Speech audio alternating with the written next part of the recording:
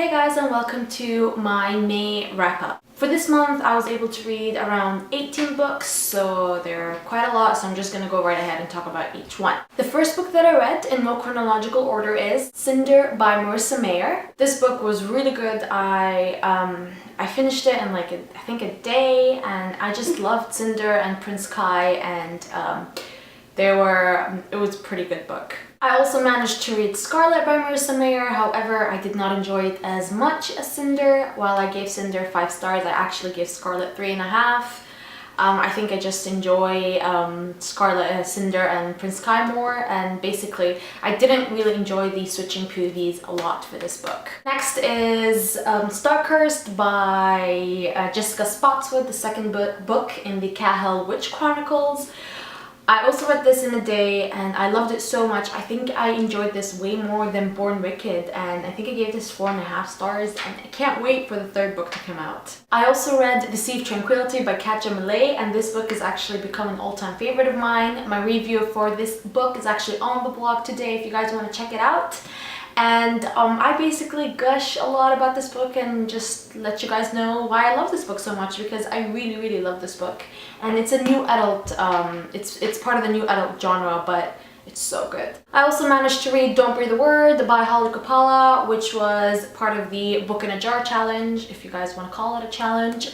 And I love this book. It's intense. It's like an intense contemporary where a girl decides she'd rather go homeless than live in the life that she's living in right now. And she meets these other homeless kids and they basically form a group and all that. And I loved it. I gave it 4 stars. I also read and highly enjoyed Riptide by Lindsay Sheeb.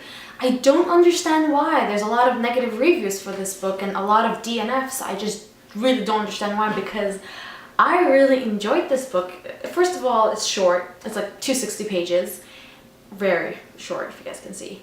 And it's set in the summer, and it doesn't just talk about like fluffy romantic stuff. It has like actual depth. It talks about a girl who her dad basically physically abuses her, he hits her and all that stuff. And I love this book. She's 17 years old, so you guys can, like, us older people can connect with her more than the usual YA age for the other protagonists. And I ended up giving this 5 stars. And my review is also up on the blog like last week or 2 weeks ago or something. Then there is Gamebird of the Gods by Rochelle Mead, the first book in the new adult series Age of X. I don't understand what's going on, because someone told me that when she got the book, the publisher pitched this book as an adult series, even though right over here, I don't know if you guys can see it, it says new adult series. So maybe they mean like it's a new adult series? Oh, I don't know. Maybe they mean like new as in it's like recent? I don't know. I thought it's like new adult, like as in new. Okay, maybe I get it now. Maybe that's why I didn't enjoy this book as much. I didn't like this book.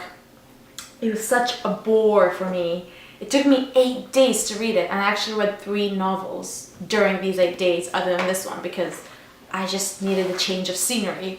This book was such a bore. I haven't read any book by Rochelle Mead, but everyone says her VA books are awesome, so I'm not gonna like write her off just because she wrote this book. So yeah, I'm basically not going to continue on with this series. I almost DNF'd it like 1,000 times, but I decided to just like, you know, power through it. And what was I gonna say? I was gonna say something. Oh yeah. I was basically going to say that my review is also up on the blog, but it's a mini review because I had so many issues with it and I just didn't want to blabber on a lot like I'm doing right now. So yeah, not that fond of this book. I gave it 2 stars. I then managed to read both Fever and Sever, which were part of the Bad of Books readathon, so thank God for that. I don't think I would have ever read them if I didn't participate in that readathon and push through them. Wither was awesome, but then I heard a lot of not so great things about Fever and also Sever, especially the ending in chapter 24. Let me not talk about that chapter because that chapter broke my heart. But Fever was, again, a bore, like Gabriel of the Gods. This was such a bore. I hate Gabriel. Gabriel is such a baby. I just don't like him. And Ryan is awesome. Like, I love Ryan. And I just read this book just to get to this book, honestly. And then I read this book and it was not that great. And I ended up giving it, I think, a 3, a 2.5, I don't even know. And then I read Sever, sorry, and Sever was so good. It's so good. And there's more like Linden, and you guys know how much I love Linden if you guys have seen my previous videos. I just love Linden. And then the ending, horrible ending, just such a bad ending. And chapter 24, like, what the hell are you doing, Lauren Stefano? Like, seriously, I don't think I'm ever gonna read another book by her unless the full series, if it's a series, comes out and then I find out that it's a good ending. And if it's a good ending, then I'll read it. If it's not, I'm totally not gonna pick it up because I just don't trust her anymore. I found it very unnecessary, the way she handled the plot and like the situation. And then the ending was very rushed to me, so I didn't enjoy this at all. I think I gave it 2 stars. Oh wait, no, I didn't give it 2 stars because I really enjoyed like everything before chapter 24, so I think I gave this 3.5, yeah. Then I read Invisible by Marnie Bates, and this is her 3rd book. The first is Awkward, then Decked with Holly, and I basically read both of these books.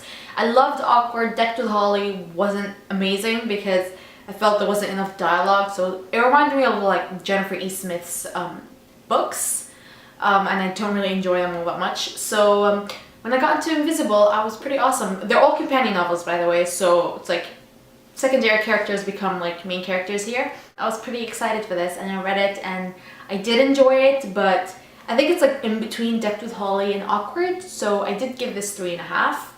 And I think contemporary fans who aren't looking for something serious would really enjoy this, especially fans of Jennifer E. Smith, because I feel like the writing is very similar. This is the last book that I read, which is School Spirits by Rachel Hawken. This was awesome. I have not read the Hex Hall series, though I did end up buying them, but this was great. However, the only downside to this is that there's no sequel so far, so yeah, it's gonna suck waiting and wondering and pondering if there's ever gonna be a sequel or not. But I ended up giving this 4 stars. Now moving on to the e-galleys that I read for this month. The first is Another Little Piece by Kate Carius Quen. This book, it says here, A Broken Girl, A Desperate Choice. Honestly, don't expect anything when you get into this book, because whatever you expected, you're not gonna get that, because this book is like crazy. I think that's like, not crazy in a bad way, crazy in like an oh my god, I want to continue reading because I want to know what the hell's going on kind of way. So definitely recommend this book to a lot of people. I did review it, but it's not up on the blog yet because this book comes out in June, so look out for my review then. Then I read the second and last book in the duology of The Assassin's Curse, and this is called The Pirate's Wish by Cassandra Rose Clarke. I just love this duology because I do not read enough adventure books as I used to actually, and this talks about a pirate who's a runaway bride basically, and the other is an assassin who's a ninja who was sent to basically kill her, but then something happens, some mumbo jumbo happens, and he basically owes her his life or something like that, and he can't kill her, and he has to be with her all the time unless they break the curse. That's the first book basically. The second book, I don't want to give you guys any spoilers, but I loved it. I really enjoyed it, and I gave this 4.5 stars. Then we've got Confessions of an Almost Girlfriend, the sequel to Confessions of an Angry Girl by Louise Rosette, and this book is as good if not better than the first book, and I just love Rosie. She has like the funniest voice, and I really enjoyed reading this book, and I gave it 4.5 stars. Now moving on to I was gonna say a disappointing, but then I said dystopian. So they're both. It's a dystopian and a disappointing book. It is The Testing by Joelle Charbonneau. I hope I said that right. This book, it's been basically marketed as a crossover between The Hunger Games and Divergent, and all I got out of this book is that half of it is Divergent and the other half is The Hunger Games, but in a much, like, not as good as the books.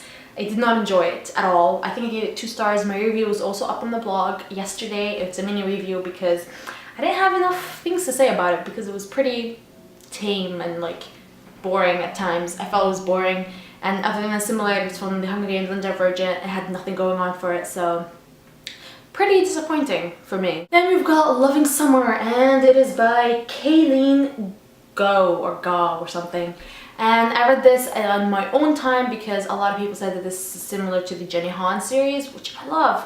However, this was such a big disappointment. The plot was like speeding through. There's no substance, there's no depth, characters, no growth. The characters were all cliches and you just like, bleh, I didn't like it. So basically this book was pretty boring and a cliche. It's just like it's like every cliche in contemporary world was in this book. So I ended up giving it 1 star. Oh yeah, there's still 2 books that I read and I don't have their pictures yet, and they are Faking It by Cora Carmack.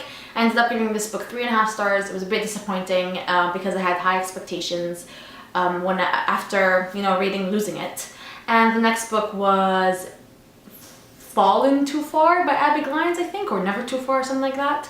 And the ratings for this book are crazy, but ew, this book was ew. I gave it like 2 stars, I think, and I think it was highly inappropriate to be like labeled as NA.